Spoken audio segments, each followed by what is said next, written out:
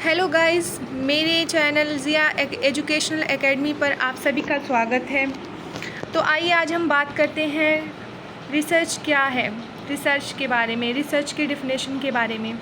What is research? री plus search. Research दो word से मिलकर बना है, जिसका मतलब होता है अगेन एंड अगेन, बार बार करना।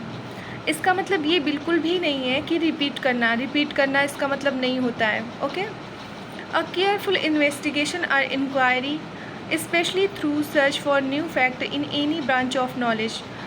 नॉलेज की जो ब्रांच होती है, जैसे साइंस, मैथ, लैंग्वेज, आप इन ब्रांच में न्यू फैक्ट को खोजते हैं रिसर्च के ज़रिए। Okay, systematised effort to gain new knowledge. Systematic तरीके से हम न्यू नॉलेज को गेन करते हैं।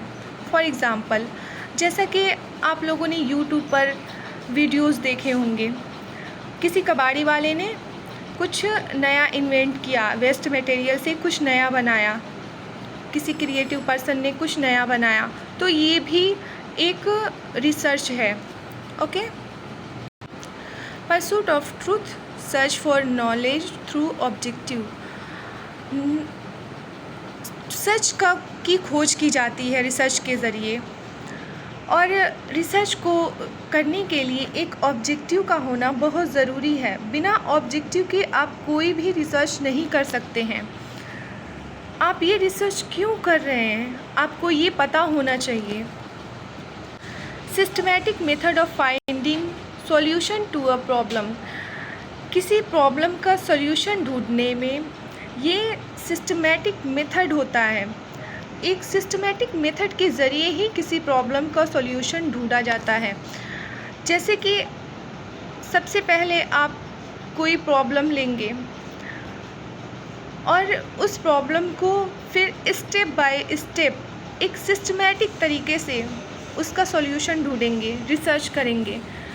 जैसे कि आप हाइपोथेसिस क्रिएट करेंगे, फिर उसके बाद आप डेटा कलेक्ट करने के लिए आप क्वेश्चनएयर बनाएंगे। ऐसा नहीं है कि आपने पहले ही क्वेश्चनएयर बनाया और आप डेटा कलेक्ट करने लगे, आपको पता ही नहीं है कि ऑब्जेक्टिव क्या है, आप क्यों कर रहे हैं, या फिर आपकी प्रॉब्लम क्या है। Okay, definition of research. Research is a systematic and objective analysis and a recording of control observation that may lead to the development of generalization principles.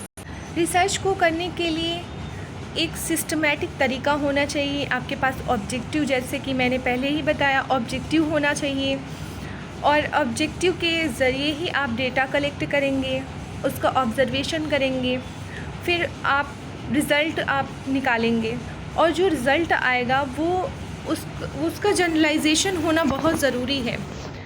आप कोई भी रिसर्च करेंगे, उसका रिज़ल्ट जनरल ही आना चाहिए, ठीक है। उसको, जैसे कि फॉर एग्ज़ाम्पल अगर हम देखें कोरोना वैक्सीन, हमें मालूम नहीं था कोरोना वैक्सीन के बारे में, लेकिन जब रिसर्च हुई उसके बाद हमें पता चला कि कोरोना, ये बात जनरल हो गई कि हाँ, वैक्सीन लगाने से कोरोना चला जाएगा या वैक्सीन लगाने से कोरोना नहीं होगा।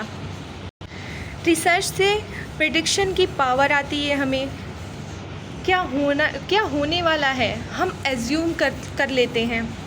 रिसर्च के ज़रिए ही हम एज्यूम करना सीखते हैं। ओके, तो ओके गाइस, अब हम मिलते हैं अपने नेक्स्ट वीडियो में। Bye bye.